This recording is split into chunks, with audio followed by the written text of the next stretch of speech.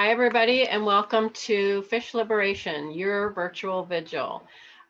We have people from all over the world here today gathering to talk about an animal that we don't always have in mind to stand up for. And even though they are all over the world, or we hope they will be. I mean, they're definitely, their numbers are depleting in a lot of places. But fish, as alien as they are from us, they don't even live in the same atmosphere we do. It's hard for people to relate to them. Our work is very difficult, I think, in getting people to have any kind of feeling for fish. But that's our job. So we're here to talk about it, what we've done, what we can do, just experiences we've had. And we're actually going to start with somebody I think is really amazing, Mary Finelli. Mary has a social media page called Fish Feels.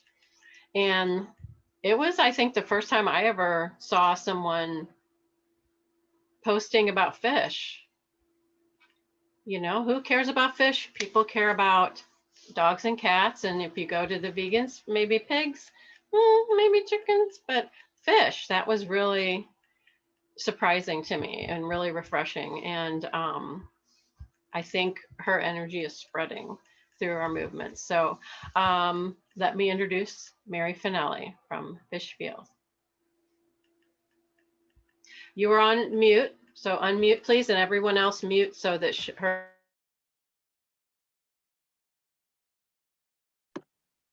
Okay, how about that? Okay, good.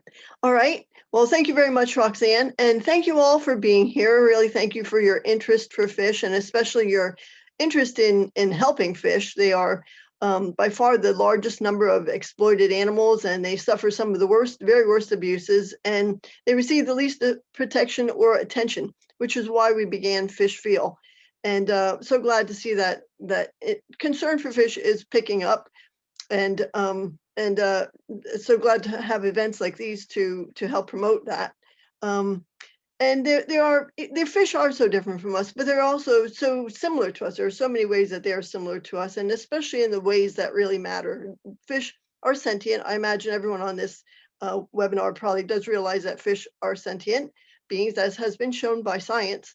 A great book about them is called What a Fish Knows by Jonathan Balcom. It's really a treasury of information. We also have on our website, fishfeel.org, fact sheets and lots of other information about fish, so you can find out more about them there. But there are, and also on our Facebook page, we keep that updated daily with news and actionable items and items of interest, and just information about how intelligent and personable and amazing fishes are. So we try to keep it light and along with all the heavy stuff that's in there. But just some of the reasons that fish do need protection is again, they're killed by the trillions every year by fishing, commercial fishing, and fish farming, and collection for aquariums. And so there's so many ways. They're one of the most commonly used victims of scientific experimentation, and they have the least protection. Not covered by the Animal Welfare Act. They're not covered by the Humane Slaughter Act. So they're really basically anything goes. And in addition to the trillions of fish who are killed every year, are so many other animals who are killed along with them by fishing and by fish farming, either incidentally caught in nets or caught on these long lines that they put out there to fish with thousands of hooks that just indiscriminately catch animals. And also they're intentionally killed. Other animals, seals and dolphins and sharks, so many other animals are killed. Birds, cormorants, so many other animals are killed for competing with humans for food. So it's really just a massive, perhaps the biggest mass slaughter of animals in the world is caused by fishing and fish farming. So they desperately need all the help that we can give them. And along with the non-human animals who are killed, are so many humans are literally enslaved in the fishing industry. And a lot of that catch is untraceable. It's sold here in the US and in Europe and other countries. So human slavery is in there. And fish is promoted as something healthful by the government, by industry, even by the health community, but it's anything but healthful. It's got mercury, dioxins, parasites, PCBs, microplastics, cholesterol, saturated fat. Definitely not a healthful food. All the nutrients that we get from fish, we can easily get from plant sources. Now, there are marvelous vegan versions of virtually any kind of seafood you can imagine. On our website, we have a vegan seafood page that has links to companies that sell vegan seafood products, hundreds of recipes. There's even vegan seafood cookbooks. So anything you have a hankering for, there's a vegan version of. And a great way to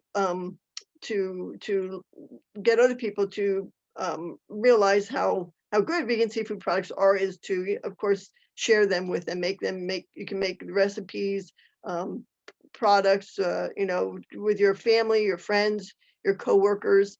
So that's a great way to get people to stop eating fish. Let them know how unhealthy it is, and how enjoyable you can still enjoy seafood without actually eating animals. But there's so many ways now. We're limited in what we can do because of COVID, but there's still so many ways that we can help fish. There's lots of information. Every day I go through the news. There's so many news stories about fish, and largely promoting fishing and help eating fish. So we can, lots of times these articles have a place where you can post a comment. So it's great to post a comment. If something really riles you, you can submit a letter to the editor. That's a great way to get across to people. Posting information online, you can share our posts or post information. You can counter negative comments about fish, such as that they don't feel. There's so much scientific evidence now, you really have to, it's just denying reality to say that fish don't feel pain. So, just letting your friends and family and coworkers realize that's such a ridiculous myth that fish don't feel. And there's such a plethora of scientific evidence supporting the reality that fish are sentient beings. You can also call into talk radio shows. Um, there's just you can also okay, write letters to the editor. And we have been limited in what we can do, but we have had information tables and leafleted, and people have been receptive to leafleting. So that's another good way you can still be active, public outreach. But now there is a lot more attention beginning to happen with fish, but a lot of it is welfare oriented. So which is great. They really need any kind of help they can get at this point. To desperately need all the help we can give them. But I am concerned that welfare concerns might override abolition. So we have to make sure that, let people know that there's really no humane way to fish or to farm fish. Really what we should be doing is moving away from that and towards a plant-based diet, of course. And another thing I'm really concerned about is this big push to get children to go fishing. There's really a huge push because fishing has been falling out of favor. Kids just aren't that interested in doing it. So there's government efforts to get kids to fish. Of course, the fishing industry and the boating industry are all pushing to get kids to go fishing.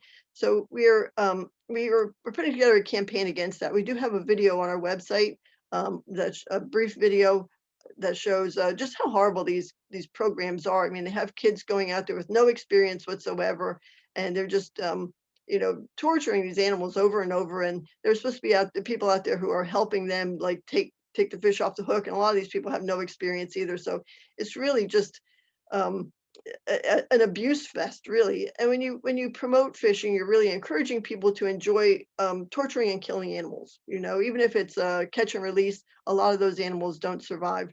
So there's so much promotion of that now, trying to get children and women and disabled people to go out and fish. So really need to counter that. So I hope you'll visit our website, fishfield.org, and our Facebook page. Again, we keep that updated daily. And there's actually a post on there today about a conference tomorrow. It's a free conference. It's in the UK, so it's might be off of your time zones, but it's by the Catholic Concerns for Animals, and it's about fish welfare, but they have a very abolitionist position. They take a very, very pro-vegan position. So it should be a good conference. So if you get a chance, try to catch that. And again, thank you very much for your interest and your concern. Thank you, Mary. Does anybody have a quick question for Mary? Yeah, we've got a thank you from Suzanne and from Miriam. Courtney said that was really great. Thank you so much. I do have a question. Just generally speaking, I'm so passionate, and Mary, I share your passion. Thank you so much. Everyone's passion, of course, for being here. And I find that just speaking with friends, family, loved ones, I'm on the defensive. And that's why I say cognitive dissonance is such a barrier. How do you, when you have conversations with people you love and respect who are not on board, how do we get past this? Yeah, well, I think really the biggest thing is, even still in this day and age, there's so many people who don't believe that fish feel that they, and it's not surprising when there's so much promotion of that notion, so I think we have to try to get people to realize the science behind it. Even though many people intuitively realize that fish do feel pain, you can tell just by their behavior. Even if you don't believe they feel pain, they're clearly in distress when they're caught, and that's reason enough not to cause them needless harm. But there is so much great information now that shows that fish do feel. On our website, we have in the fact sheet section, there's a section on fish sentience. Again, the book What a Fish Knows is a really wonderful source of treasury about just how sentient they are and how intelligent, and just so many great characteristics they have.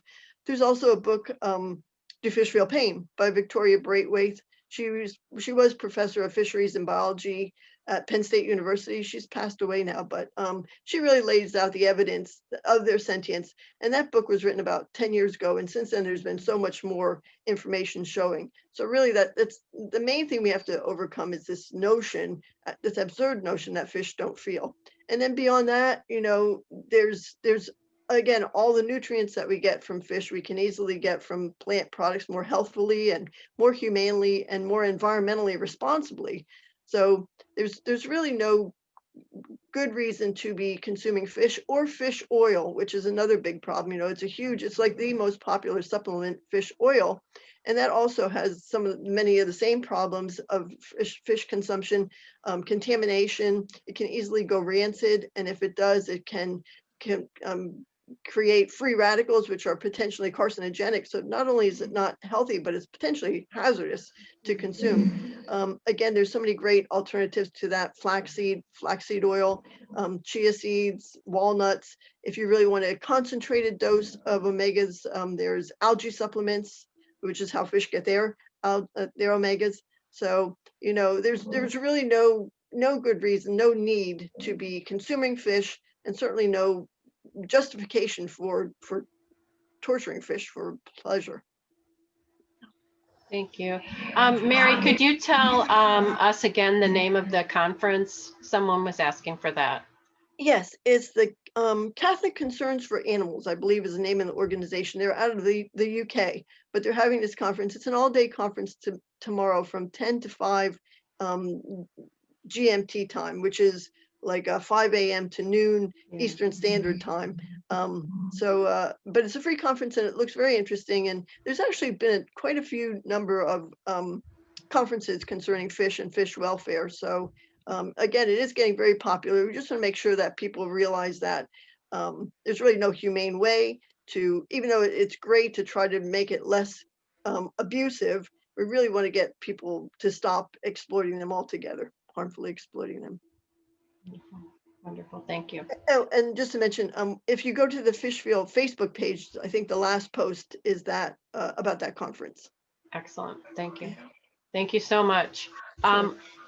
Our next speaker is Steve Moralee. Steve is with Sydney Fish Save. And Steve, if you want to share the screen or anything, that's great. We're here to listen to anything you have to say. If everybody else would mute, please. Thanks, Roxanne. Look, I won't share my screen. I think we've got plenty to talk about. I don't want to mess around with the computer here today. Mary, thank you for sharing all those thoughts. And I think based on the introduction from Roxanne and then the things that you were saying, our number one problem is empathy, right? The people just don't get it. They're just not making the connection. I think that's probably, it is going to be our biggest challenge. And it's something that the team at Sydney Fish Save have been really focused on in terms of trying to rebuild momentum and get some people following us. So today we thought we'd just share some of the things that we have been working on. But I will start by just sharing a nice story. Well, starts off nice and then ends badly, but where I am calling from today. So it's a place called Jarvis Bay, which is about 2 or 3 hour drive south of Sydney. And it is quite an extraordinary place. It's famous for having the world's whitest sand on some of its beaches. It has the most extraordinary array of biodiversity that you can imagine. Yesterday we arrived, we went down to the beach, and within 5 minutes there's a pod of 15 dolphins swimming 20 meters from the shore, just playing and fishing and doing what they do best. And over the next 5 days, we will be able to go out into the water and swim with 5 or 6 species of friendly sharks. We will have giant stingrays lapping at our feet. We will just have, you know, the most incredible experiences with this amazing marine life without having to go too far or do anything particularly clever. We don't need to be divers. We don't need boats. I think what's really interesting down here is 2 things. Firstly, sadly, it's a military area. So a lot of the areas are protected from development. So whilst we're not big fans of having the military anywhere near here, it actually serves really well because it means that people are now able to develop the area, and actually they're not allowed to go into certain parts of the park, and people just basically stay away. So that's really positive for the wildlife. But also, it's one of the first areas where our state government, our New South Wales government, decided to start introducing no-take zones. So a large number of the bay areas, the beaches and stuff, don't allow fishing of any kind. And that's something I'll come to later as one of our campaign areas. And what that does, it just automatically brings in significant amount of marine life and allows them to thrive, because they very quickly realise that they're safe in these areas. So I think there's something in that for this group to think about in terms of where we start campaigning and directing some of our activities. So here in Australia, I think we're really lucky on a couple of fronts when it comes to marine protection. Firstly, we have this little thing called the Great Barrier Reef, and it's lesser known but equally spectacular cousin on the western side of our country called Ningaloo Reef, where we just have the biodiversity that everybody knows about. And what that does do for us is it means that there's always a lot of public attention directed at the idea that we need to protect the species that live on that reef. So that gives us a really good launching pad for continuing to talk about things that are important to marine protection. What we also have is, as a result of that, is lots of groups fighting the fight. So there are tons of different organisations, you know, spinning out of universities, out of the commercial world, out of just general, you know, good welfare people, all wanting to promote marine conservation. Not necessarily for the reasons we want, but any reason's a good reason, as far as I'm concerned. What we also have, though, in New South Wales is access to political parties who are really vocal when it comes to animal protection. So the Animal Justice Party in particular here in Sydney have 2 MPs in our state parliament who are there solely to talk about animals. And that's quite rare in parliaments around the world. We also have a Greens party in the state and federal level who, whilst they're not vegan and not necessarily focused particularly on animal welfare, they're really keen to broaden that part of their portfolio by giving, you know, dedicated portfolio access to ministers, etc. So we have direct access, and a number of the people involved in Sydney Fish Save are really active with both of those political parties. So that's really important if we want to start getting lawmakers and other people to start to listen and make sort of sincere and genuine change to the animal protection landscape that we need for fish. So with that in place, that we've sort of looked at how then can we use those resources, use the platform of all those groups, the political parties and the amazing wildlife, and start to build that empathy.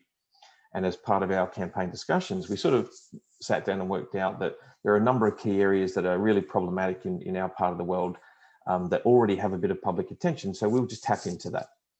So we've looked at things like shark finning, which is a big problem in this area. So we are very geographically close to a number of countries that are economically challenged. So the Philippines, Indonesia, Pacific Islands, New Guinea, that are ripe for exploitation by the local fishermen, but more importantly, and more evil, I guess, is larger countries that are buying up ports and parts of their land in those countries so that they can get access to the Pacific Ocean and to the Indian Ocean near our waters. So there's going to have to be a lot of work done to prevent that. So shark finning is a big problem. We have fish farming now becoming a major headache for us. So in Tasmania, in particular, in our south, we recently had 2 significant incidents, a fire and a weather event that released nearly 200,000 farm salmon into basically an incredibly breathtaking marine area, which now you have these fish that have absolutely no idea how to fend for themselves, competing. They don't know how to feed for themselves. They're used to getting pellets, now just sort of swimming around waiting to die, basically. And that's going to just cause so much calamitous sort of mess in that area. And there's no way to fix it. There's no way to clean it up. So we'll be focusing on that. We have our famous shark net problem here in Australia, where our governments are obsessed with thinking that shark nets protect our swimmers. Yes, we have a problem here with great white sharks, with bull sharks and tiger sharks occasionally attacking people. If you remove spear fishermen and surfers and people who are out in areas known for shark populations to be present, the number of incidents and attacks are extremely low, and it doesn't warrant the response that it gets, i.e. shark nets, drum lines and culling. We've also got really good evidence that show that 70% of the sharks that are caught in shark nets are caught on the way out. So they've already been into the shore, they could have done whatever it is they were going to do, and they're heading out again and they get caught on the way back. So basically proving that they're largely ineffective. So there's lots of good technologies coming out at the moment that we can tap into to replace those nets. And there's a staggering number of species being caught in those nets that are not sharks. So we get lots of turtles, dolphins, stingrays, etc. And on the West Australian coast, we get these spectacular manta rays and things being caught in those nets. So that's just another area that we'll be focusing on. And obviously the big one I think for the broader global population of fish is bycatch and the use of industrial trawlers, etc. So that's a big problem here in Australia and New Zealand as well, where we have off the coast of Tasmania again, we have a joint operation trawler that is joint owned by the New Zealand and Australian governments. And they are obliterating specific species that have been there for millennia, basically, and they're just wiping them out. So we'll be also, looking at how we can tap into that. So what we've actually done is we've created a bunch of sort of core flutes, and we're building banners and things that focus very specifically on those subjects as campaigns. Because what we're trying to do is while we're trying to build empathy in people to stop eating fish, what we're also trying to do is how do we get volunteers and people to come and support us and come and stand with us at vigils and rallies and things. And often if you make it very specific, we break down that cognitive dissonance that exists, because people go, shark nets, a turtle in a net. Yep, I can relate to that. I'm not happy about that. I'm going to go and talk about that and rally against that. So we find that when we do those sorts of things, people join in and they're quite happy to join in. So we've made a conscious decision to temper the vegan message slightly. It's in our materials. We don't hide from it. We do talk about it, but we don't make it front and center. We make the fish front and center and get people to start thinking about, the consequences for the victims of this. And then gradually over time, through our influence, through our discussions, and by having people around us all the time, we hope that empathy will build naturally.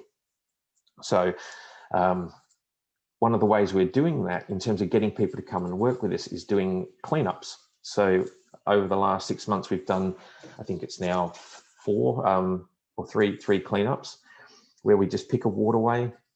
We allow our volunteers to nominate a waterway, or if the public reach out to us and want us to clean up a particular area, we'll just go down as a group and literally get in the water, be it a river, lake, whatever, and just start removing rubbish. And our most successful one was down at inner Sydney river that connects to Botany Bay, which is a major place for us. And we pulled out something like 500 litres of rubbish in like 2 hours from a 100-metre stretch of water. Now that waterway used to be full of turtles, stingrays, fish, you name it. Now it's just a polluted, dump. But over time, a lot of work and effort has gone to clean that river up, and the fish are returning. There's even rumours that, you know, people have spotted bull sharks swimming back up into the river and things like that. And then stingrays have definitely been seen there. But what happened at the end of that cleanup? We posted that material on the local Facebook pages for the local districts. And within 24 hours, we had over 1,000 people commenting, liking, sharing, reaching out, wanting to know how they can get involved. And these are people that had never heard of us. They had no idea why. And it's what's sad and disappointing is that the Sea Shepherd, who do brilliant work in this area, doing cleanups all the time, have done one, I think maybe even two in that area over the last few years. And yet people, either the population moves around and changes, but people are just largely unaware that it even happens. So we're quickly realizing that a lot of self-promotion is required in that space to make sure that we keep talking about it and keep getting it done.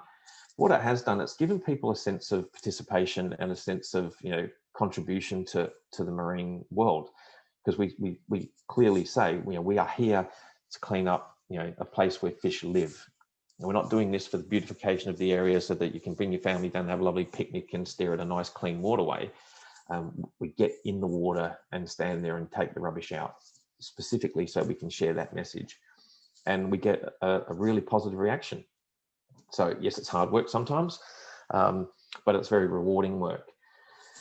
So just being cognizant of the time and the next couple of speakers, hopefully some of the things that we've just shared will give you some motivation and some ideas of how to go about doing things. But basically, in summary, we're using those cleanups and we're using those targeted campaign actions to bring people out, to get them to come and join with us and stand with us and talk about these issues, and then just gradually, slowly, you know, handing out leaflets and doing things that people take home and then sit down and read, where we do then focus the message in on, you know, needing to change our diet.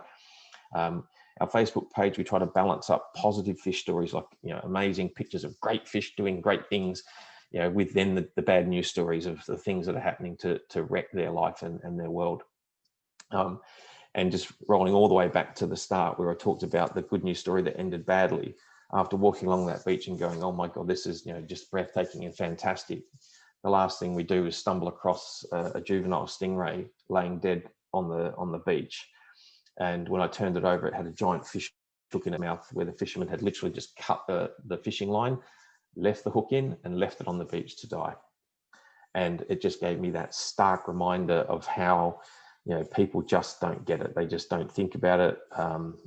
No doubt that worst thing about this is that stingray is probably going to wash back out, or could have, had we not intervened, straight back out into the ocean. Another animal is probably going to eat it and end up with that fish hook in its stomach. So it's going to have a double whammy. But again, back to what we were talking about right at the start, that empathy, you know, is a big problem, and it's just going to take time. And I think it's a very, very long road that we're all on, and it's exciting that enough of you have decided to come and join this call today. And again, Roxanne, thank you for organising it and giving us a chance to share our experiences.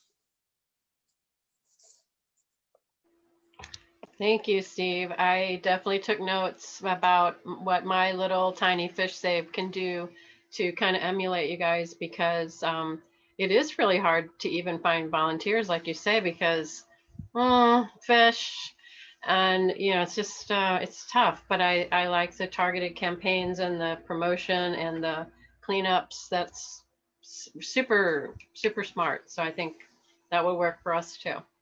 Yeah, if people shoot over to Sydney Fish Save's Facebook page, you'll see, you know, photos of the actual signs that we're using, the graphics that we've used, and the way we've gone for the bright blue signs to bring it back to water and to make it a little bit more up and energetic, and then, you know, with very big bold, you know, type to be clear with the message.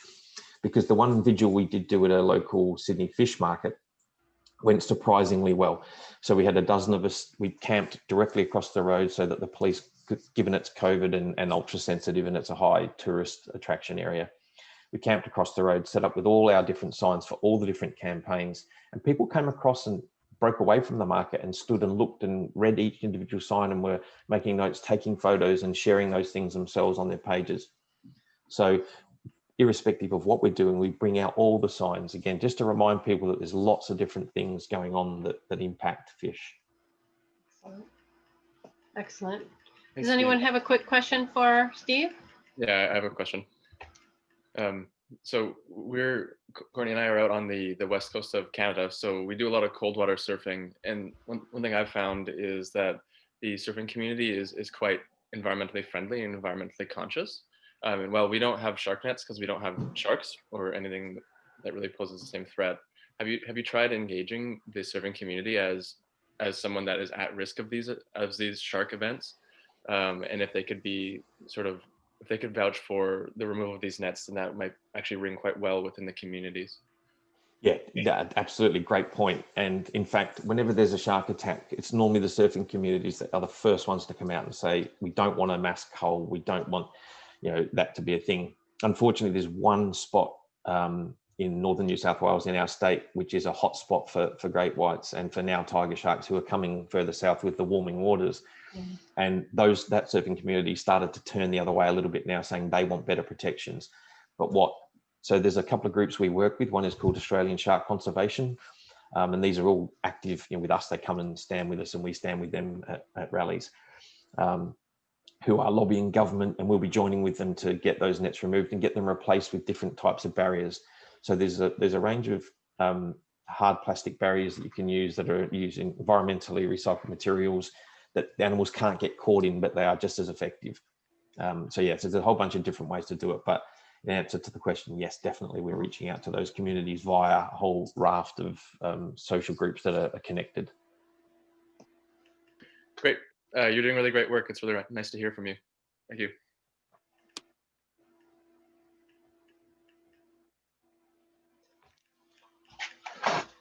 Thank you, Steve and Courtney. If everyone could mute, and I'm going to take us in a pit of despair for a moment, and then hopefully Brittany can help us get out. Sorry to put pressure on you, Brittany, but you do have a little bit of a good news story. Oh, definitely. So my pit of despair is something that happened in September of 2018. There was a hurricane here, Hurricane Florence, 500 miles wide, carrying billions of tons of water, and it was very catastrophic. What I never dreamed one of the consequences would be is that all over the area, the fish began to die. And it's a phenomenon. After a hurricane, fish, they call them fish kills. So I'm gonna share my screen and show you something.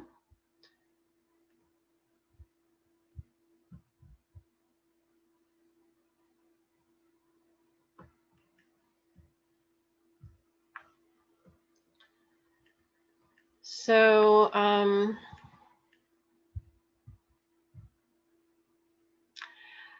haven't watched this video. I don't like to see myself on camera, so I will hide my eyes and show you what happened. This is the fish kill in one lake after a hurricane.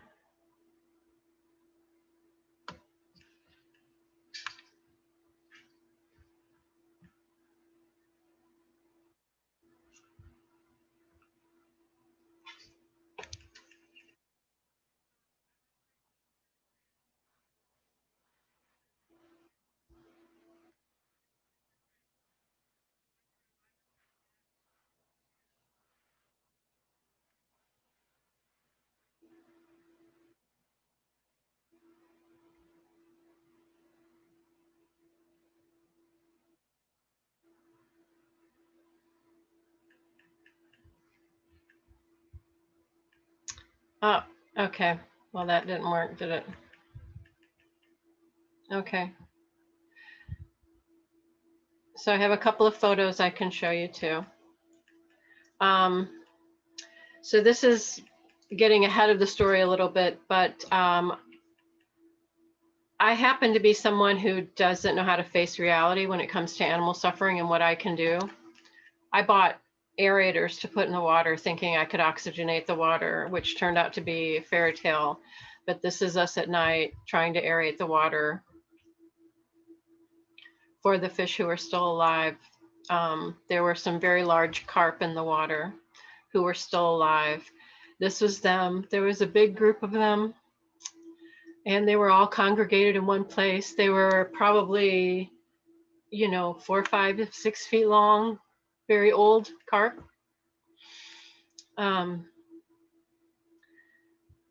This is just a fish that died, and all the little worms on top trying to stay out of the water.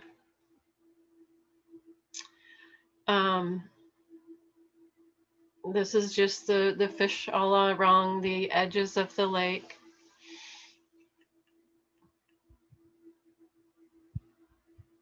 This is a place where there was some air, and this is Marvin. You can see his whole back fin has been chewed off by another fish, probably from stress. This is an aerator that wasn't helping. This was providing some oxygen through here somehow. We could, and then it just turned to sludge one day overnight. And that's another of the carp. They were just all congregated here trying to find some oxygen.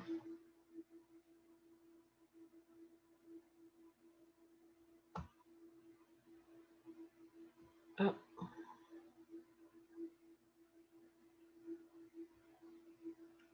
Okay, so I will stop sharing. That's, I don't have that many pictures there. So what happens after a hurricane is that there are nutrients from the swamps and other places that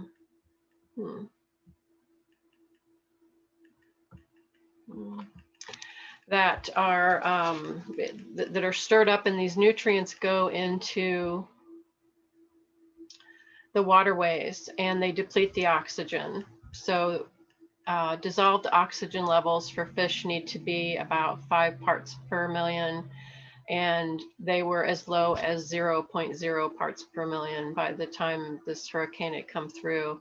There's so much bacteria and decomposition in the water that if you were to splash some on you trying to help the fish, you could get sick and end up in the hospital. You could die. I had a friend who took a walk outside of her house after the hurricane and just walked in the street. There was a little bit of water in the road, and she ended up in the hospital because of the bacteria that got into her system.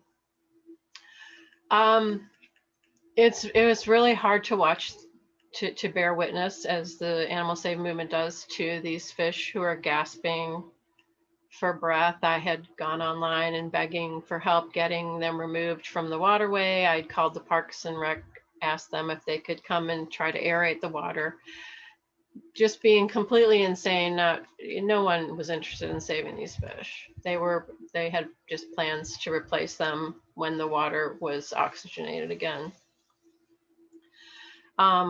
We were actually lucky that Joanne MacArthur and Kelly Guerin came and documented. So you can see on We Animals some of the fish from this fish kill at Greenfield Lake in Wilmington, North Carolina. And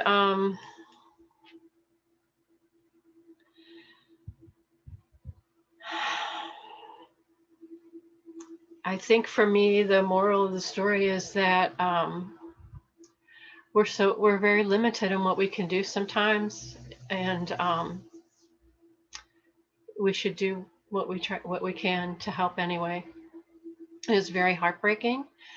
Everything we did failed, and we didn't actually see the large carp we were trying to help die. They vanished, and it is possible, I don't know how likely, but it's possible they found another place in the lake. It's a huge lake where there was some oxygen. I really hope that's the case. But anyway, that is the story of Marvin and the other carp who were impacted by Hurricane Florence in North Carolina in 2018. And I'm sorry for the sad story, but that's what we do with Animal Save, is we bear witness to the suffering of animals. And I will never forget Marvin and the other carp that were there trying to find a way to live in that place. And now I will turn it over to Brittany for a little bit of a happier story. Hi everyone, I hope you can hear me okay. Yeah, I have a happy story about 2 betas. So let me try to share my screen.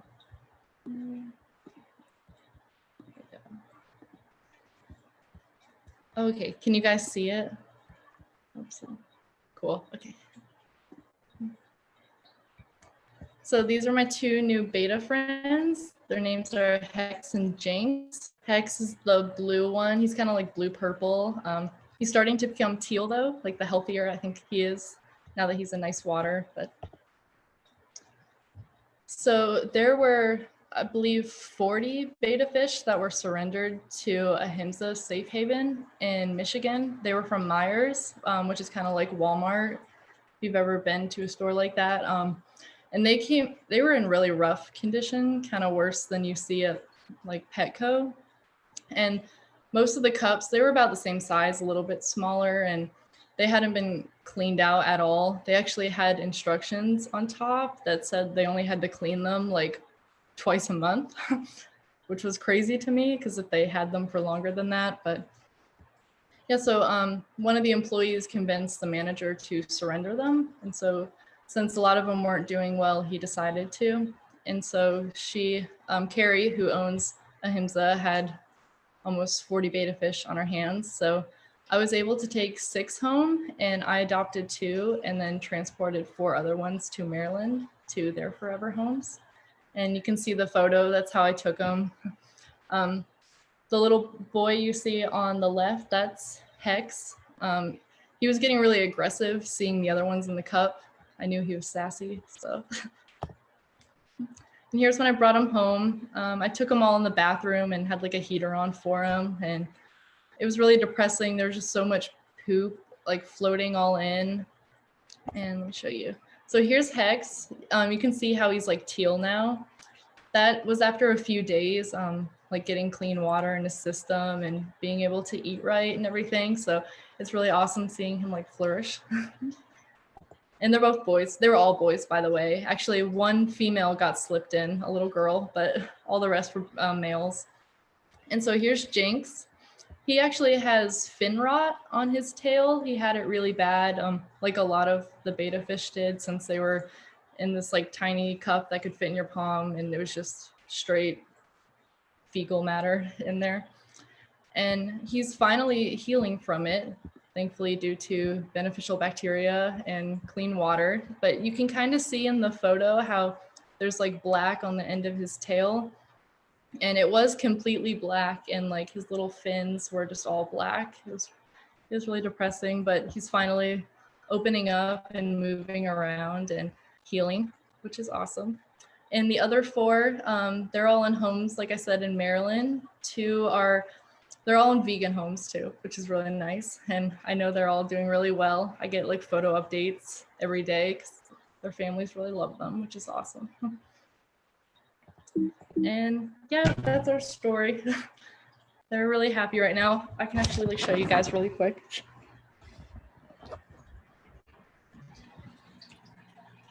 So here's little Jinx. That's him floating with all his plants, if you can see him okay. Hey, Oh, Brittany, boy. Brittany, unshare your screen so we can see what you're showing us now. See? Yeah. Oh my God, I'm so sorry.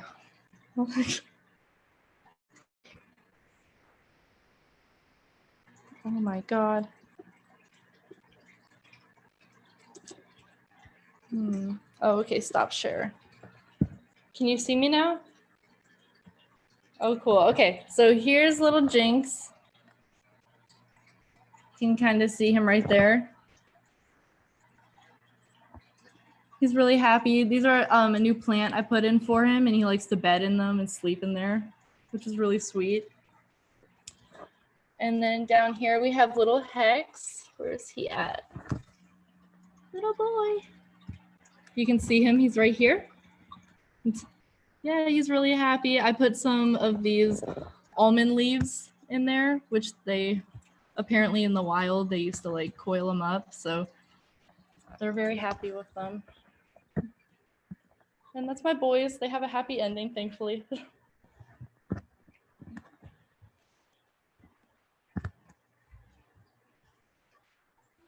I love it. I think the little betta fish, I think that's like low hanging fruit for us as fish liberationists, because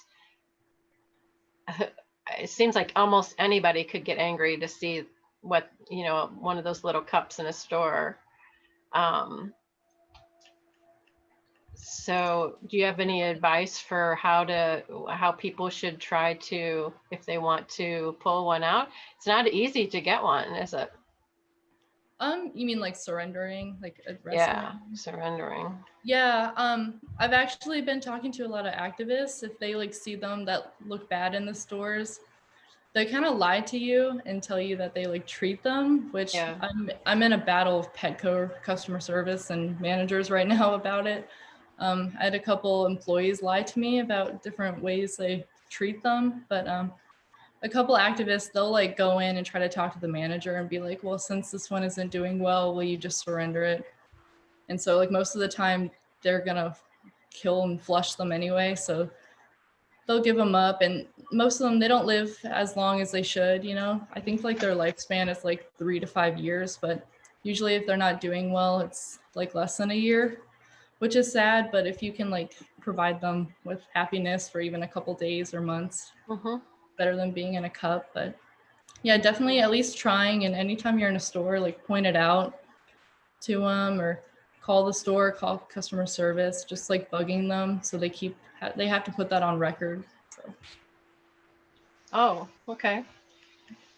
Do you think that ending the sale of these fish is something that we could achieve? It seems like if we narrow down to betta fish in stores, making that illegal, that would be, it's a small campaign, but it seems like a winnable campaign. Yeah, I definitely think it is. I know I volunteer with a group in Pittsburgh. They're called Humane Action Pittsburgh. And we were doing a campaign for bettas. And so the vice president, she wrote up this really nice letter, and we sent it to like every single store in the region that sells bettas.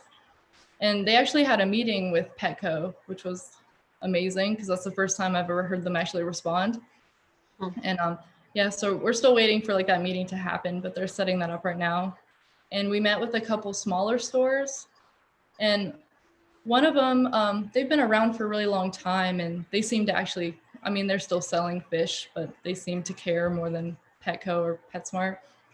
And so they're like definitely on the edge right now. They only sell a few. So they were like, right now they're deciding if they want to or not. And actually Myers, the store that they came from, they decided not to sell them anymore. Because I guess for that chain, you can decide by store. It's not like Petco where they have to. So they decided not to sell them anymore, which is great because they're huge anyway. So yeah. Awesome. Awesome. Yeah, Mary brought up that Walmart has stopped selling live fish, and they used to always have those little betta cups too. They had the tanks with the little other fellers, but those little awful betta cups are just the worst. Yeah. Yeah. Okay. All right. So we're going to wrap it up. And I wanted Roxanne, yeah. Can I just say something? Please. There's a petition before the Canadian government right now about trying to ban the sale of exotic animals, and I think something like that would be possible as well. And the petitions that go to the federal parliament have to be sponsored by an MP, a member of parliament, and so it might be worthwhile trying to find someone who would sponsor such a thing for fish specifically as well. This one is wild animals generally. I don't think they talk about fish, but the first line of the petition, which I love, is that 75% of emerging infectious diseases affecting human health over the past decade originated from animals, et cetera. And then it talks about that. But one of the things that we found when we were looking at the exotic pet trade and including water animals is that often they aren't screened for diseases, etc. And so they can bring those diseases with them into the country. So that might be worth, you know, I mean, the government bans all kinds of foods and other things from coming into the country because of potential disease. So it might be worthwhile looking at it from that perspective.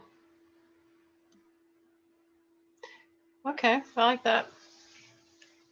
Anybody else want to say something before we do our little wrap up? I just wanted to say that there's a couple of stories. One was someone who, and I wish I knew her, they're like videos. I think it's a video. Someone had been going to a particular place in the ocean, and the same fish came back every year, and they befriended. It was a woman, I think, and the fish would swim all around her and stroke her, and they'd stroke each other and stuff, and you know, collecting a few, and also the octopus one, you know, my octopus teacher, getting a few videos like that, and having them, you know, on your page or whatever too. I mean, it's kind of humanizing them, isn't it? But it gets people's, you know, gets people thinking about how they feel. That one about the fish, the woman going back and visiting the same fish every year, and that really amazed me. I thought that was just wonderful. So that might be an idea to think about too. Yeah, I think there's so many different ways that people can come to their own conclusion that maybe I will stop eating fish. I think most people are going to do it for environmental reasons, but some could do it for their health. Some could do it because they do care about animals and they do start to see fish as being not so dissimilar to some other animals that they are more friendly with. So I think I like the kitchen sink approach. So that's, you know, your something is going to stick, you know, and not everyone has a big heart for animals, but for anyone who does, those videos definitely could put you right over the edge into feeling like fish are just as important to you as land animals that you have picked and chosen to like. That you could do that with fish as well and not eat them. So I just have sort of a very short, like a meta prayer to say, to put out into the universe today for fish. May all fish be free from suffering. May all fish be free. May the earth be habitable and wild and green and blue for us all for as long as it can. May we be able to do the work of helping to make it all so. So I would like to thank everyone who came today, and I would like to thank everyone who is doing something to help fish. It's kind of thankless, so I want to thank you. It's hard, so I want to say I appreciate you doing work that you can be ridiculed for easily. And I'm hoping that this is a year that we can make some progress, something that we can see that we're helping to make some change in the world, because we do need some wins in this work so we don't get depressed and weary. And I think with people like all of you working on it and all of our cohorts all over the world, I think we can make some progress for fish this year. And maybe we'll meet again towards the end of the year and see how it went. So thank you all for coming today and taking an hour out of your day for fish. And I hope you have a fabulous day the rest of the day. And I hope to see you soon on another Zoom. Thank you. Thank you. Thank you so much.